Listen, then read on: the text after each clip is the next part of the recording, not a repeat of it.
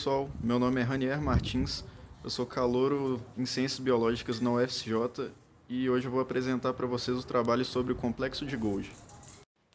Complexo de Golgi, aparelho de Golgi, dictiossoma, golgiossomos ou complexo golginiense é uma organela relativamente grande responsável por armazenar, transformar e exportar as substâncias produzidas no retículo endoplasmático.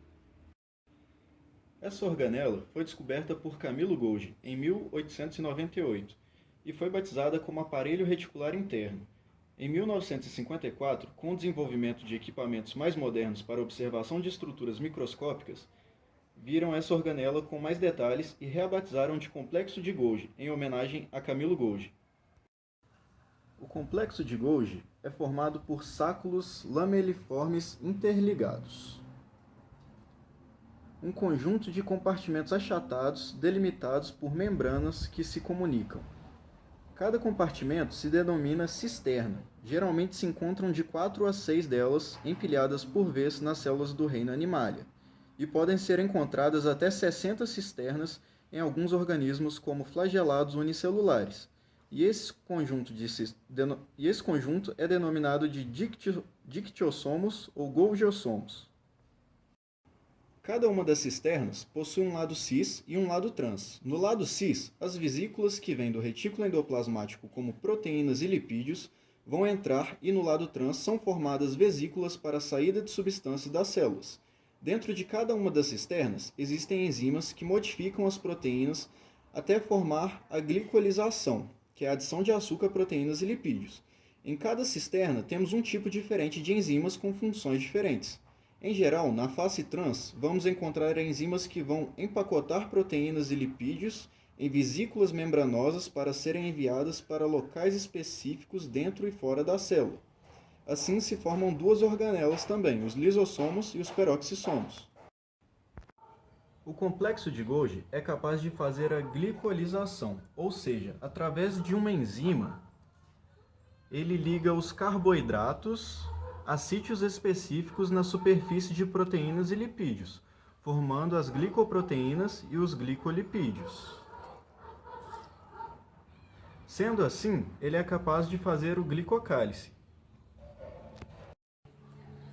Ele também é capaz de formar os lisossomos e os peroxissomos, que são organelas presentes nas células de animais e plantas, e elas possuem enzimas digestivas que são responsáveis por degradar gorduras e aminoácidos no interior das células sem prejudicar os tecidos. Também faz o acrossomo, que é a estrutura localizada na cabeça do espermatozoide, a partir da união de diversos lisossomos que formam uma vesícula composta de enzimas digestivas.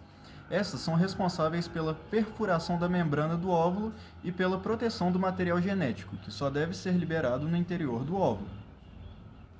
Ele é capaz de sintetizar polissacarídeos para criar uma estrutura chamada de lamela média. Essa forma uma espécie de parede que irá separar as células durante o processo de mitose na célula vegetal. Uma das principais funções do aparelho de Golgi é secretar compostos com funções específicas para fora da célula e encaminhar esses compostos para regiões específicas do organismo. As enzimas digestivas do pâncreas, por exemplo, são produzidas no retículo endoplasmático rugoso e levadas até as bolsas do aparelho de Golgi, onde são empacotadas em pequenas bolsas.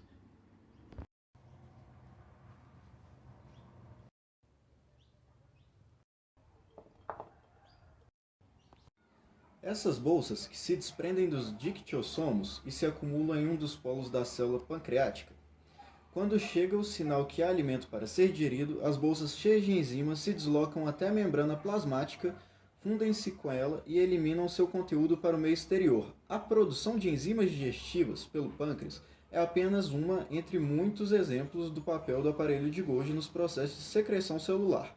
Praticamente todas as células do corpo sintetizam e secretam uma grande variedade de proteínas que atuam fora delas.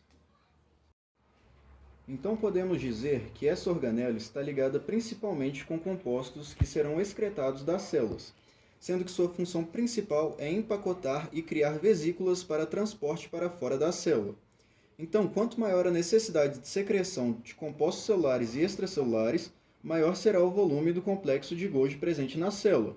Por exemplo, nos hepatócitos, neurônios e as células glandulares, em geral, o complexo de Golgi são maiores. Sendo assim, essa é uma das organelas mais importantes, pois sem a glicolização e a formação do glicocálice, as células não reconheceriam umas às outras, além de terem problemas para aderirem umas às outras. Devido à função de excreção de substâncias, diversos compostos celulares importantes para o funcionamento sistêmico do corpo seriam perdidos, e os espermatozoides não possuiriam acrossomos para a realização da fecundação, tornando o organismo infértil. Deficiências no processo de glicolização podem causar o enovelamento inadequado das proteínas, deixando o organismo suscetível a infecções. Algumas das implicações de o complexo golgiense não exercer suas funções adequadamente podem ser doenças como a de Wilson, por conta da retenção de proteínas, a distrofia muscular de Duchenne e a síndrome de Aarskog, devido à redução do transporte do Golgi. Portanto, qualquer deficiência no funcionamento do complexo de Golgi pode ser extremamente danosa ao organismo, podendo causar inclusive doenças hereditárias e até mesmo colapso ou morte celular.